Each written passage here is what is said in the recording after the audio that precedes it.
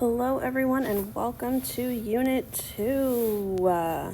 Alright, so for Unit 2, what we're going to be looking at are the smallest of the subatomic particles, the electron, and we're also going to take a look at our amazing periodic table, see how it kind of came about, why it's arranged the way it is, and just kind of really use that as a model for how we can know a lot about different elements, know how they combine, know how they do chemistry. This is kind of the basis for everything we're going to need to know for the rest of this class.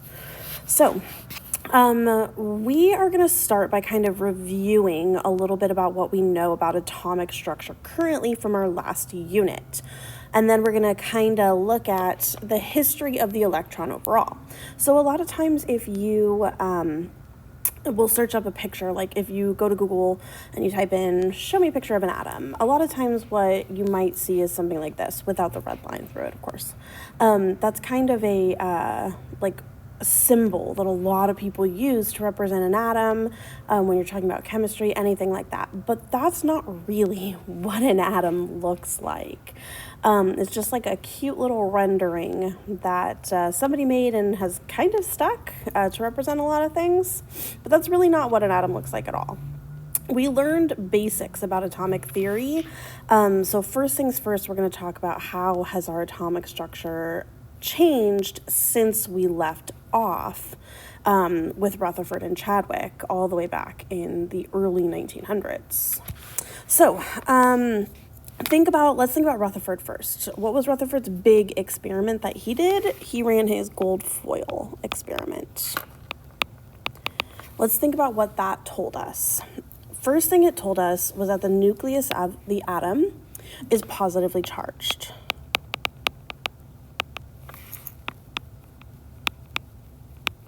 So, we got here protons. That's really what he was kind of discovering at the time, right? That small, positively charged clumped core, we called it. The other thing we learned is that because the center of the atom, the nucleus, was pretty small, and a lot of those alpha particles were directly passing through, that told us that atoms are in fact mostly empty space. So our evidence that told us this, some alpha particles deflected off the center of the atom while most traveled straight through.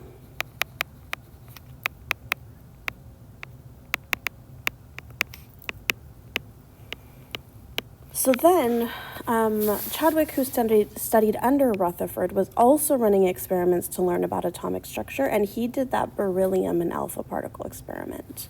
So Rutherford, gold foil, Chadwick, beryllium. What Chadwick discovered was that these alpha particles, when he was shooting them at beryllium atoms, were knocking smaller unknown particles of radiation off beryllium atoms, and these had no attraction or repulsion towards any charged plates that he took a look at. So there was our evidence. So alpha particles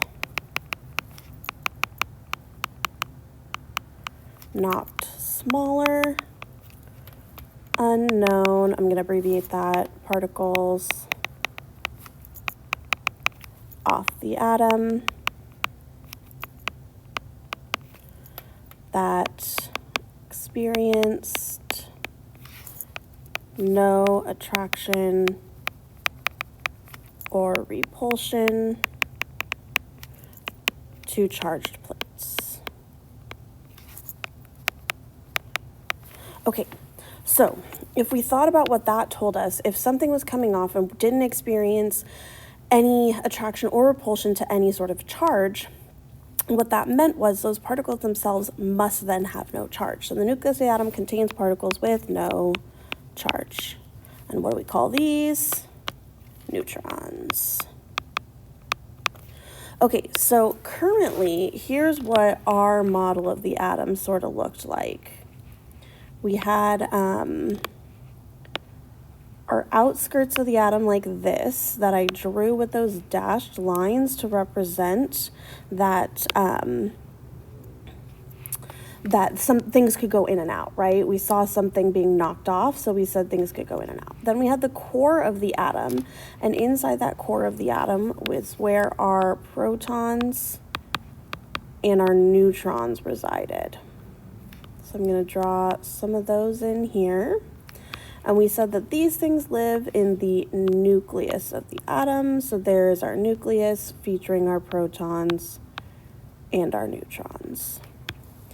Okay, so this is where we kind of left things off. And from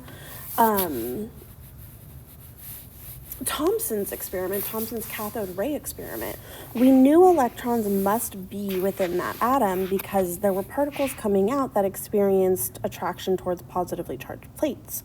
So we knew those electrons, those negatively charged particles, existed within the atom, but the problem is we don't know where they are. We just know they're tiny, but we couldn't place where they were in an atom. So remind ourselves of that note. So what's good about this model where we kind of left off? It shows a positively charged nucleus, which is still in fact true. It also shows that atoms are mostly empty space, which is still true. But the problem with this model is it tells us nothing about electron location. We know they're there, but we can't place where they are, whereas we could place both the protons and the neutrons inside that nucleus. So this is what we have reviewed. This is all stuff that you know from our previous unit. So let's move on to how things have changed. So in 1913, a guy named Niels Bohr was also running experiments on a lot of different things. Excuse me. And he was contributing a lot to atomic structure as well. If you guys have watched Oppenheimer, Niels Bohr was mentioned. Excuse me. Was mentioned in Oppenheimer a few times. He didn't play a huge role in the movie, but he did play a huge role, excuse me, in atomic structure. Okay, so what did Bohr say? So Bohr hypothesized that an atom was kind of like a miniature subatomic version or submicroscopic version of our solar system. He said that we know the nucleus is in the center of the atom. What if these electrons orbit the nucleus in these like circular paths, much like planets orbit our sun in these slightly elliptical orbits? So he hypothesized electrons orbit the nucleus. Orbit the nucleus, charged nucleus? No. Orbit the positively charged nucleus. My iPad really does not want to behave this morning.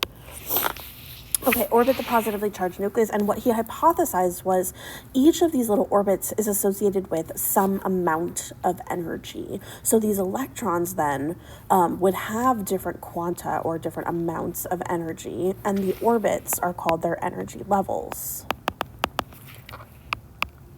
And wherever those electrons resided was the amount of energy that they have. So then he said, as you move farther from the nucleus, the amount of energy increases.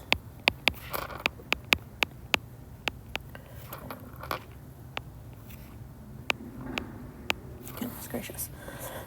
So therefore, the energy levels also increase. And that kind of makes sense, right? If you think about it, like these electrons are negatively charged. The protons are positively charged. The greatest love story ever told is that they want to be really close together. Positives and negatives attract, opposites attract each other, right? So, as you're closer and closer to the nucleus, that's more favorable. You're in a lower energy state, these electrons are, because they are closer to in distance to the nucleus where their positively charged counterparts exist. So I'm going to go back and kind of copy this nucleus down just so I don't have to draw it again. But if we kind of start building this model of the atom, we have our little nucleus here. And then Bohr said there are these energy levels that exist around the nucleus. And as you get farther and farther away, the amount of energy these energy levels have increases. So I'm just going to draw a few of them in here. We'll definitely talk more about these. But this first energy level we call n equals 1. So we note these energy levels by n equals some number, and we call this the principal quantum number.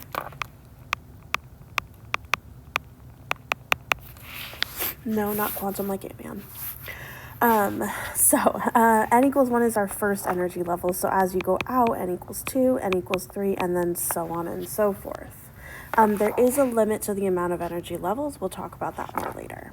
So you can put little electrons on these rings, on these energy levels around the nucleus just like this. So what's good about Bohr's model? Bohr's model is an excellent model. We will use it a lot in this class. This model helps us organize electrons into energy levels. So here's the thing.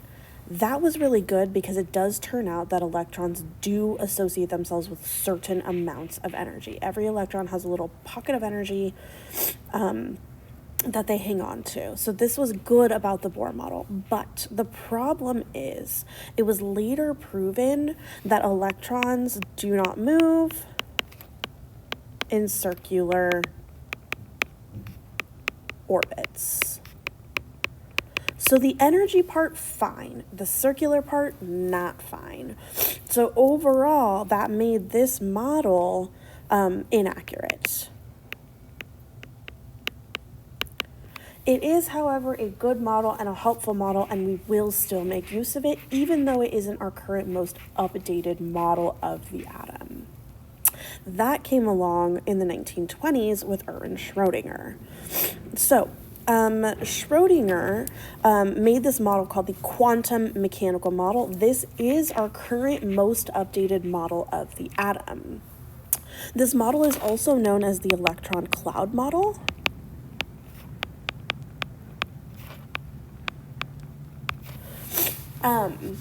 And you will see kind of why when I draw it out for you. So what Schrödinger proved was that electrons don't move in these circular orbits. They in fact move quote unquote randomly in motion around the nucleus. So they still exist outside of the nucleus of the atom, within the atom itself though, of course. But they do move randomly around, not in a circular path. However, what Schrödinger also found was that electron location can be estimated through very, very complicated probability calculations. We are not going to actually do any of these calculations. That's like high-level quantum mechanics after you take calculus type of math. So we are just going to use this model to know what it means, kind of get a feel for it, but we're not actually going to do any math with it. So what Schrödinger said was, Bohr was right, the lower energy electrons must exist closer to the nucleus. So you're most likely to find electrons that are, in fact, closer to the nucleus. But higher energy electrons can be found farther away. So let me go back, let me copy that nucleus we got here again. This hasn't changed at all since Rutherford and Chadwick. And now I'm going to go back and draw that like dashed line again. Okay. All right, so I'm about to draw you something that looks a little bit wild. What I want you to note is that every time I draw you a dot, this is no longer representing an electron. What this represents now is the probable location of an electron. So this isn't where an electron is, it's where an electron might be. So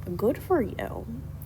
So, how can electrons move between these energy levels? This is one thing you're going to kind of look at in your next assignment, but I'm just going to give you a little bit of a basic introduction to some terms you're going to see. If an electron is in its lowest possible energy level, meaning where it naturally resides, that doesn't mean n equals 1 for every electron, just where it naturally resides, you call it being in its ground state. If an electron then moves to a higher energy level, you call it an excited state. So let's say this little box right here is what you're going to see in your next assignment. It's kind of a zoomed in version of a Bohr model of the atom, where each of these little lines represents a, excuse me, an energy level. So this bottom one, it would be n equals 1. This electron is residing in that closest energy level to the nucleus, and this would then be that electron's ground state. So if that electron were then to gain some energy, it could push up and move to an excited state.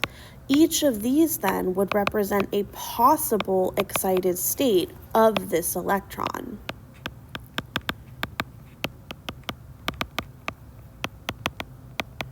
Remember that as you move farther and farther away from the nucleus, your energy is increasing and increasing. So if it gained energy, it would pop up to a higher energy level. Electrons can fall. They can fall back down to their ground state, not farther than their ground state, but to their ground state. So it would be possible that once the electron comes up, it will come back down. And you'll kind of see what this looks like in your next lesson. So you're going to stop this video. You're going to head and move on to assignment 2.1 and complete that to learn more about this process of electrons jumping between energy levels. And then we'll talk about it more in class together. Bye.